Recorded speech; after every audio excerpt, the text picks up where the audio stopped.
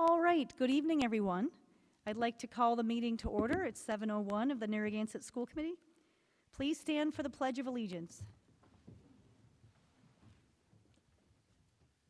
I pledge allegiance to the flag of the United States of America and to the republic for which it stands, one nation, under God, indivisible, with liberty and justice for all.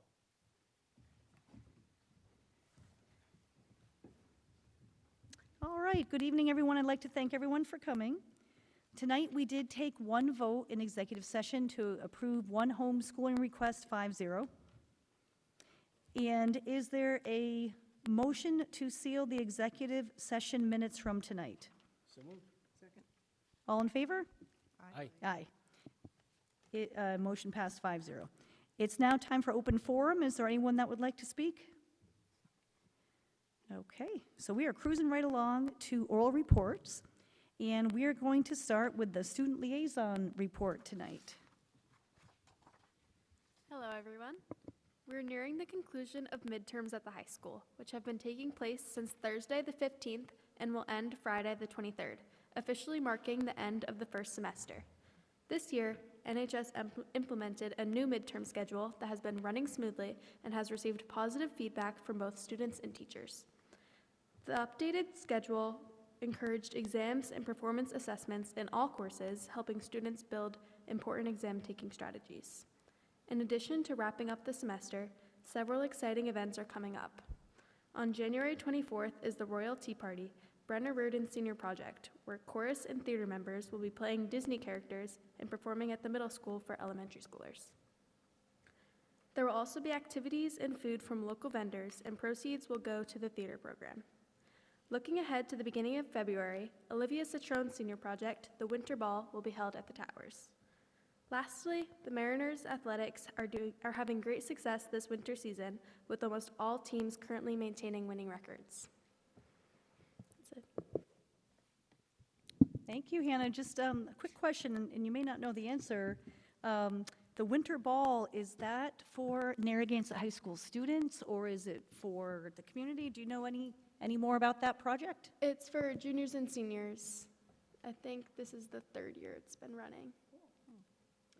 And Hannah, do you know if the women's hockey team was able to go to Martha's Vineyard last weekend because the weather was not that great? Did they go? Yes, they did. My They sister did. plays on the team. It was a rough ride back that Sunday night, bet, but yeah. they made it. Yeah. Do you know how they did? Actually That's don't. They had a just great glad time they though, made I it know back. that. Hannah, are you willing to share the topic of your senior project? Oh, yeah. Yeah, Mom. I'm getting yoga teacher certified.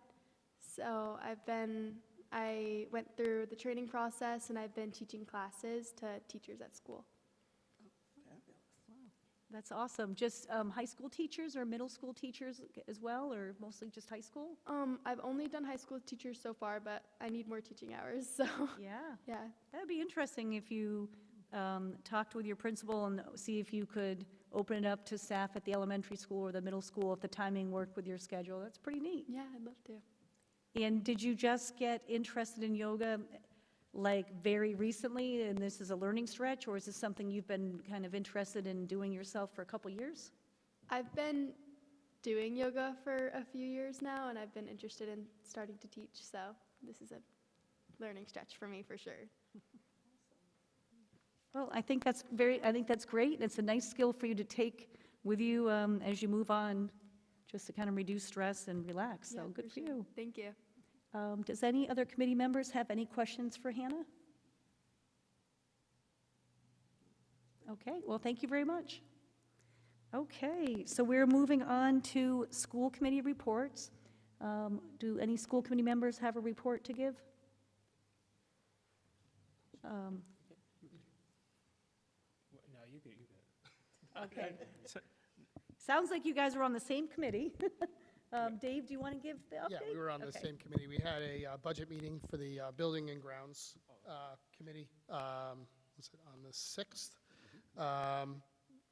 The good news is there's no surprises, actually, no negative surprises. Some of the positive surprises were that we're going to be able to extend our track or our field for another couple of years, which will save us some money. And then we're also going, this is good for not only the schools, but also the community, going to be able to fix the dividers in all of the different gyms, which are, some of them are stuck in the open position. So, but the good news is there was no surprises from unexpected needs from any of the buildings.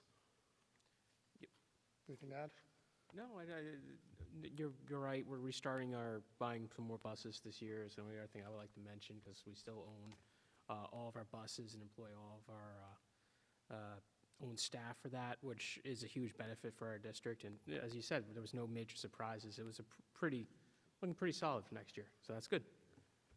Yeah, and I give a lot of credit to our facility staff for putting that together and continuing to do a fantastic job maintaining our buildings.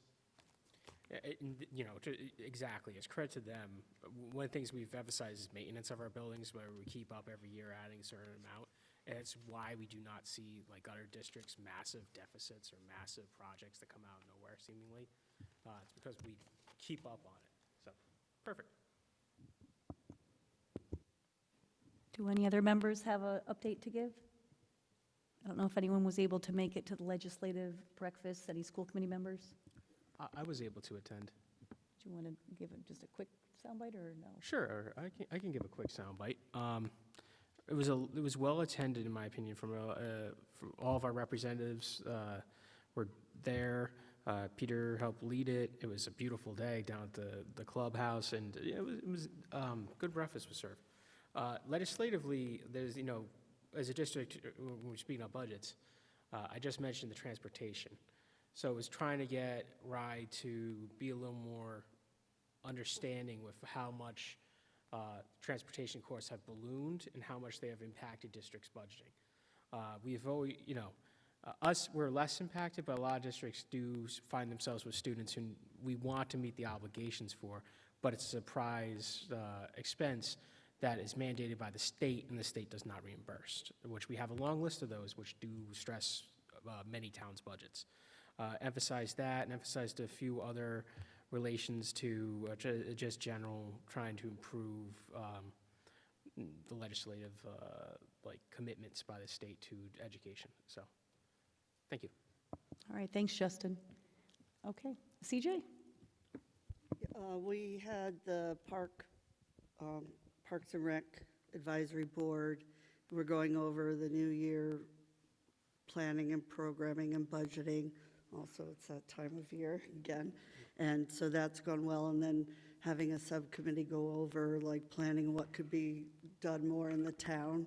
So that's looking into that to help and use different facilities outdoor.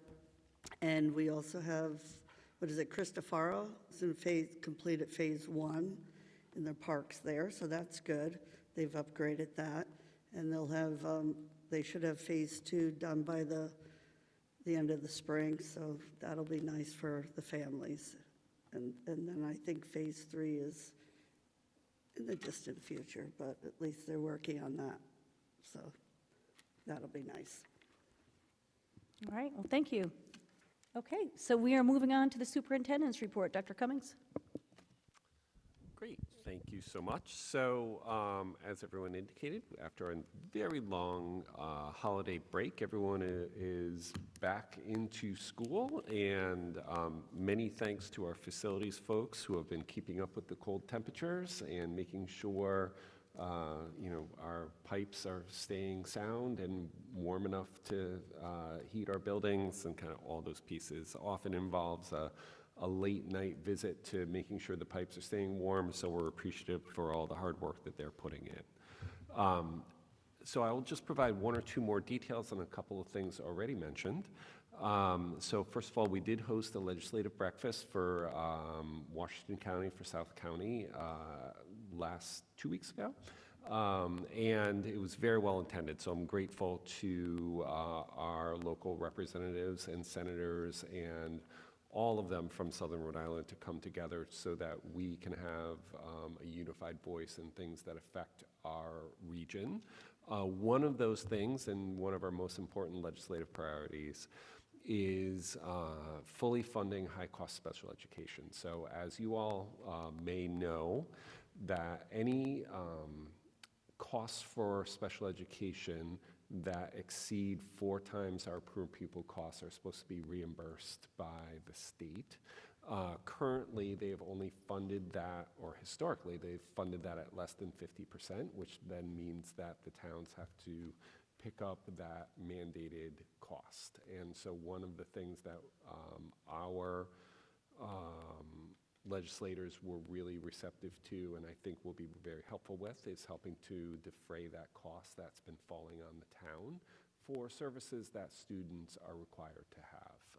Another very significant piece is the amount of money that is flowing from both towns and from the state to charter schools. So when you examine the performance of charter schools versus traditional LEAs across the state, charter schools are performing at a significantly lower level, yet they're getting funded at or beyond the same per pupil that regional schools are getting. And so again, they are public schools, and students certainly should have a right to kind of choose what sort of schools they go to. The funding mechanism is broken. And so, one of the things that we're really asking our legislators to do is to look closely at how schools are funded. There has been a proposal from the Rhode Island Foundation in cooperation with the Annenberg Institute they put a few proposals forward to think about how schools are funded within the state. It's a intricate and well thought out proposal. If you go to the Rhode Island Foundation website, the proposal is right there. It's really worth reading because there's some interesting ideas in there. But again, it will take some legislative kind of process and some thoughtful digestion of those suggestions that are in there in order to really make some changes to that long term. Besides that, I went with Vanessa Miller, our tech coach, and presented at a Rhode Island Department of Education professional learning session on AI and artificial intelligence. They asked us to highlight some of the work that we've been doing as a district as a model for the state. So we were really grateful to do that. We learned a lot, and I think we're able to share some things that we've done that I think will be beneficial to other parts of the state around data privacy and being thoughtful about our rollout and being very thoughtful about how are we applying AI within an educational setting. So, and with that, we have our next meeting of our AI policy group on Monday. We do expect to bring something forward to the school committee in either February or March for the school committee to consider. And then finally, as we were saying, sports are in full swing. And so we encourage everyone to check out the schedule and get out to a game. All right, thank you. Do any committee members have any questions for Dr. Cummings? Okay, well, thank you very much. Okay, so we are moving on to consent agenda. Is there a motion to accept the recommendation of the superintendent to approve consent agenda items CA1B, CA2A, CA2B, and CA2C? So moved. Second? Any discussion? All those in favor? Aye. Aye. Motion passes 5-0. On to the budget report. Karen? Good evening. Our expenditures for the 6 months ended December 31st, 2025 total $15,383,671, and that's 41.47% of our budget. Expenditures and encumbrances total $31,599,772, and that is 85.18% of our budget. Thank you. Any questions for Karen? Okay. All right, so we're moving on to school committee business. Item number 1. Is there a motion to accept the recommendation of the superintendent to approve the contract for the assistant principal at Narragansett High School effective July 1, 2026 through June 30th, 2029? So moved. Second? Any discussion? All those in favor? Aye. Aye. Any opposed? Motion passes 5-0. Great. And Tammy, I just want to say how happy we are with the work of Jenna Lee. She and Connor have become a great team. So she jumped right in when we were over the summer, when Chris left, and has really made an impact already in a short amount of time. So we are happy to have Jenna Lee returning for the next few years.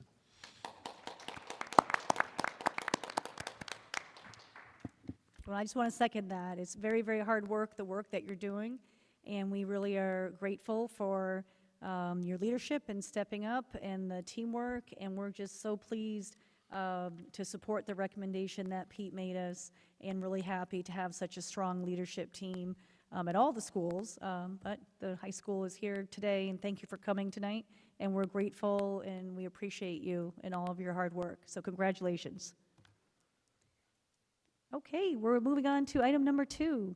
Is there a motion to accept the recommendation of the superintendent and the director of finance to approve the purchase of Chromebooks for the student one-to-one device rollout from Dell Technologies at a total cost of $96,768?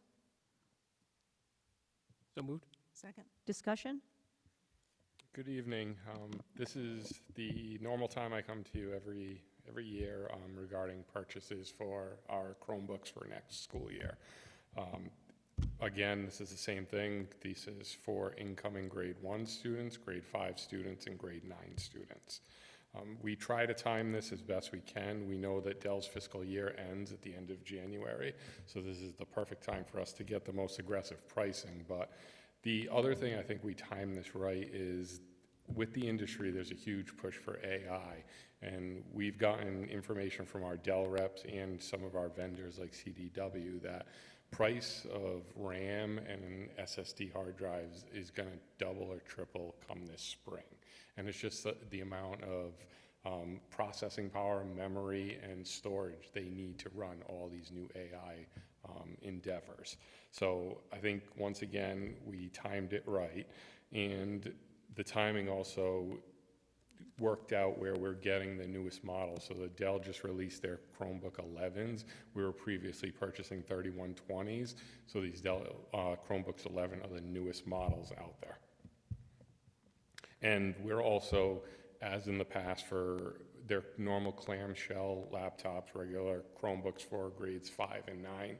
But for first grade, we buy 2-in-1 because they have that transition period of transitioning from iPads, where everything's touch, to actually using the keyboard, so they kind of get the best of both worlds.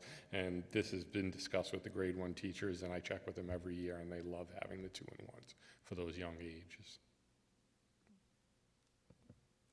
So the 2-in-1 means it has a keyboard as well as the... And it's a touch screen, And a so touch it can screen. flip over, it can be a tablet type thing, or it can just be a touch screen as well. They're just not used to using a keyboard at that, at 6 years old, so it's kind of an introductory where they can use both of the options.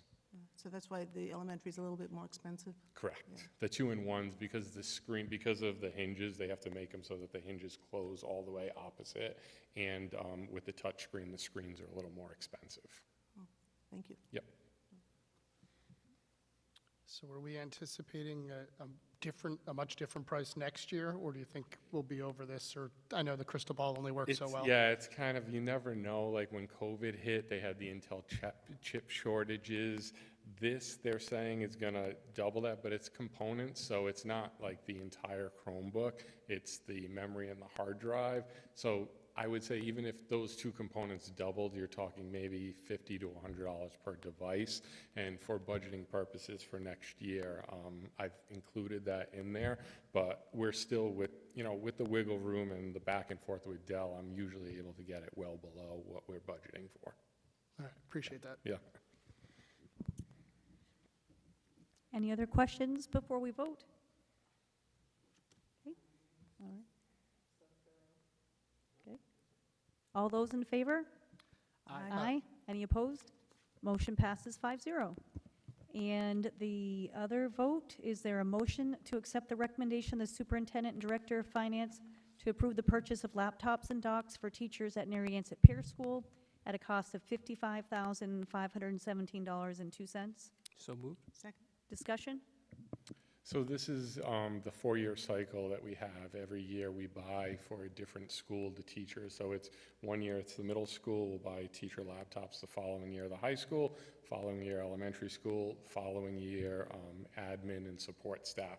And then we kind of repeat that cycle. So I'm not coming to you saying we need $500,000 to replace everything. We have a cycle. It keeps our technology updated, and 4 years seems to be the perfect amount of time.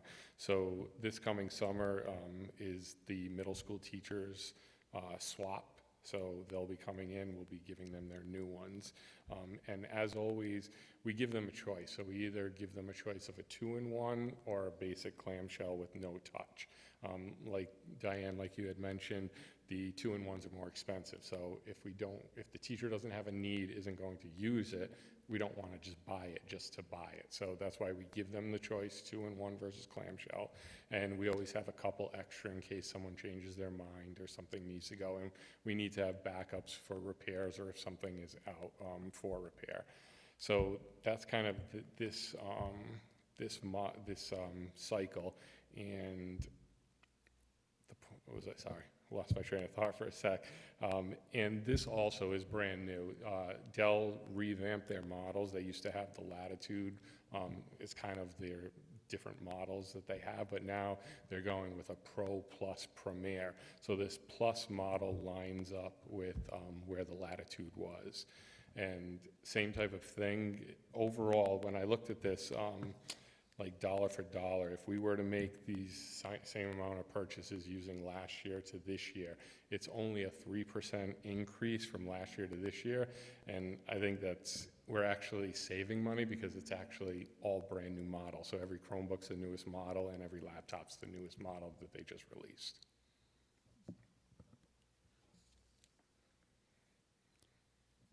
Any other questions before we take a vote? I just want to thank you again. I think CJ referenced it, very, very thorough, very detailed, and just really appreciate your proactive planning. You know, you always have that long-term kind of capital plan, always kind of future thinking involving the technology committee, and then really being thoughtful and strategic with your timing for the pricing and the budget cycles, and, you know, really appreciate that so you can get the best quality product at the best price, and just being thoughtful and strategic as always, so we appreciate that. Thank So you. this is great. Thank you. All right, so all those in favor? Aye. Aye. Any opposed? Motion passes 5-0. Thank you. Thank you. Okay, our last item for tonight is a discussion, it's not a vote, and that is on next year's school calendar for 26-27, and we did send out a survey. So Dr. Cummings, could you, we're kind of down to 2 versions, could you give a kind of a high-level overview of the 2 versions and the survey results so people that may be watching can understand high level what the survey results were in the 2 options? Absolutely. So the 2 versions of this. So version 1 has us starting before Labor Day on September 1st. Teachers would come about a week before that. And in that version, because Labor Day is so short, because Labor Day is so late, to keep the year a bit shorter, so we're not going to the end of June, we would start the week before Labor Day. You would then have Labor Day and actually the day after Labor Day off because that is primary day, so we're not allowed to have school, so that is a very long weekend. Then we would have a half day before Christmas or holiday break, so a half day on the 23rd of December. You would have the day before Thanksgiving off, November 25th. I would still have a February and an April break, and at that point we would get out before Juneteenth, so on June 18th would be the last day of school. Graduation would be around June 7th. In that version, I will say we could start August 31st. September 1st seems like a really memorable day to start, I will say. Should the committee wish it, we can adjust everything by a day. And what that would do is, give you some options around the 23rd and whether to have a PD day in the spring and that type of thing. Version 2 is starting after Labor Day, and in that case, school would not start until September 9th, Wednesday, September 9th, because we can't go on the 8th because it is primary day. In that version, again, if we're going to have the day before Thanksgiving, the day before Christmas Eve off, and then have a full February and April break, students wouldn't get out until June 25th. And so that's going very late into June. So those are really the two options. We can kind of, adjust some details within each. I will say, based on the survey, if you'd like me to go over that really quickly. So based on the survey that went out, we had lots of very thoughtful comments, so much appreciated, all those who took the time to not just fill out the survey, but also to submit a comment. They were super helpful.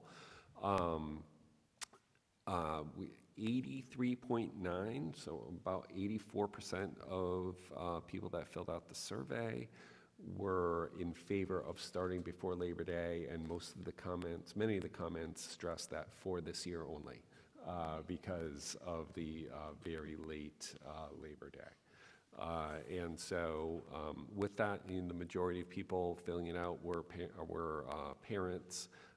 Some faculty were filling it out as well. We had a few student inputs, but it seems to be overwhelmingly in favor right now of starting before Labor Day because it is so late this year. And 286 respondents, I think, is a pretty good sample size for our district size. For sure. So what comments or questions do any school committee members have about either the survey results or the two calendars? Any comments or questions on either version? I just would like to say, this is, sometimes when we run these polls, they're a little more split. This one seems overwhelmingly, community has just voiced a school before Labor Day, which I can understand because it's so late in the season otherwise. So happy we ran the poll. Yeah, I was expecting it to be a little more split, so. We certainly seen 50-50, like 49, 51. I'm sure if you ask the parents towards the end of the summer if they're ready for the kids to go back to school, they'd be ready. Well, I agree with Justin. 286 respondents, 84% prefer option one.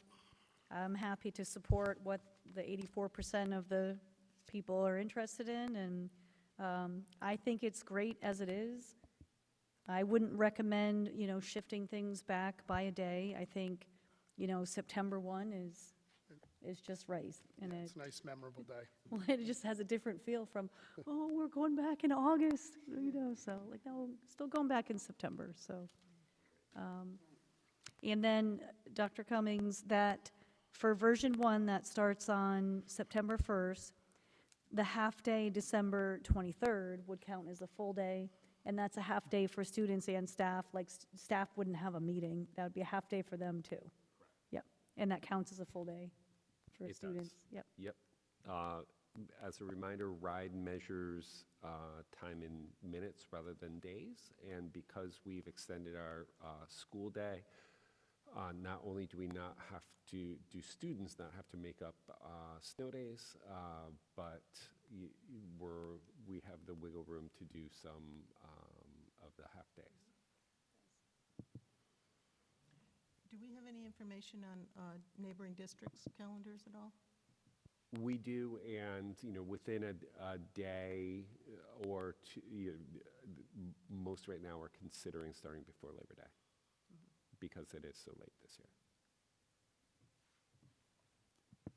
So again, it's not a vote, but we will definitely have this as a voting item on our next meeting, which comes up pretty soon, on February 11th before vacation. So we'll put this as a voting item so people can set up their calendars and make their plans. So any other questions or comments from the school committee? All right, so, yeah. So it sounds like the February 11th meeting, if you just want to bring version 1, I think that's what we can vote on February 11th. Great. Okay. Any communications that anyone wants to mention before we close tonight's meeting? Okay, all right, well, record time here. We are back for our February meeting, February 11th at 7 o'clock. Okay, is there a motion to adjourn at 7:31? So moved. Second. All in favor? Aye. Aye.